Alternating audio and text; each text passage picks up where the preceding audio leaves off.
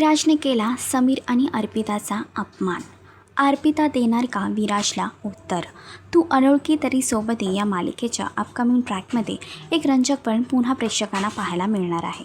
यातच आता समीरची नोकरी गेली आहे हे घरातील सर्वांना कळालं आहे आणि नीलांबरीने या सर्वांसाठी अर्पिताला दोषी मानलं आहे. तरीही समीर आणि अर्पिता दोघेही मिळून आपल्या आयुष्यातले काही क्षण एकमेकांसोबत घालवण्याचा प्रयत्न करत आहे.